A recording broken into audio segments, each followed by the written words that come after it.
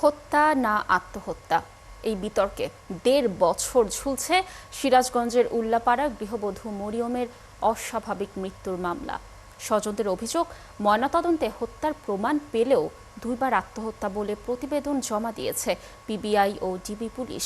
প্রধান অভিযুক্ত নিহতের স্বামী সেনা সদস্য রিয়াজুল কর্মরত থাকলেও তাকে আইনের আওতায় আনা হয়নি। তদন্তকারী কর্মকর্তাদের বিরুদ্ধে হত্যাকাণ্ড চাপা দেওয়ার চেষ্টার অভিযোগ করেছে তার পরিবার। সিরাজগঞ্জ থেকে ইউসুফ দেওয়ান রাজুর প্রতিবেদন, ছবি তুলেছেন বেলাল হোসেন। সিরাজগঞ্জের উল্লাপাড়ার রুদ্রগাতি দিয়ারাপাড়ায় ২০২৪ সালের ২১ জুন রাতে মৃত্যু হয় গৃহবধূ মরিয়মের।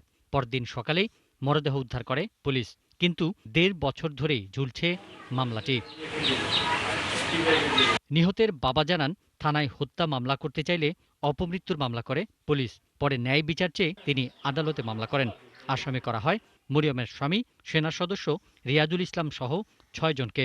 মার্ডার করার পর আমরা যা মামলা করলাম, মামলা করার পরও মানে পুলিশ এসে টাকা চাইছে, টাকা দেয়নি, দেহে ওইবার পক্ষে মানে আসামি পক্ষ চার্জশিট করে দিই। তো স্যার জুলুম করে মারধর পর থেকে টাকার জোর থেকে আরো টাকা চাইছে, আমরা টাকা না দিবার পারি, আমরা গরিব মানুষ।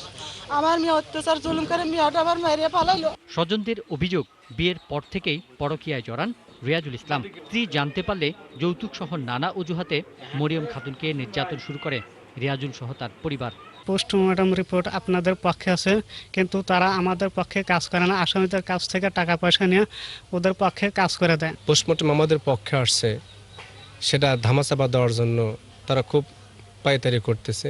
জানা গেছে, প্রথমে উল্লাপাড়া থানার উপপরিদর্শক রবিউল মামলাটি ময়না তদন্ত রিপোর্ট ছাড়াই আত্মহত্যা বলে প্রতিবেদন জমা দেন। পরিবারের আপত্তির পর তদন্তের দায়িত্ব দেয়া হয় পিবিআইকে। পিবিআইয়ের উপপরিদর্শক মোজাম্মেল হকও আত্মহত্যা বলে চার্জশিট দেন, কিন্তু ময়না তদন্তে প্রমাণ মেলে শ্বাসরোধে হত্যার। এই অসঙ্গতির কারণে আদালত তৃতীয়বার তদন্তের দায়িত্ব দেন জেলা গোয়েন্দা পুলিশের হাতে। এবারও ন্যায় বিচার নিয়ে শঙ্কিত নিহতের স্বজনরা। মামলা করি, কিন্তু ২ বছর আমার কোনো বিচারে পাই নাই। চলতি বছরের ১৬ জুলাই তদন্ত ভার পান সিরাজগঞ্জ ডিবির উপপরিদর্শক মোহাম্মদ রায়হান আলী। ১৫ই সেপ্টেম্বর প্রতিবেদন দাখিলের কথা থাকলেও এখনও দেননি। তিনি বলেন, অধিকতর তদন্তের স্বার্থে এবং মূল রহস্য উদ্ঘাটনে সময় লাগছে। ময়নাতদন্তে হত্যার বিষয়টা অপমানিত হয়েছে। এই সুষ্ঠু তদন্ত করে তদন্তের স্বার্থে যেটা করার আইনসঙ্গতভাবে সেটা করে আমরা দ্রুতই একটা প্রতিবেদন বিজ্ঞ আদালতে দাখিল করব। দ্রুত তদন্ত করে ন্যায় বিচার নিশ্চিতের দাবি জানিয়েছেন স্বজন ও স্থানীয় বাসিন্দারা। পিন্টু হাজং, ৭১।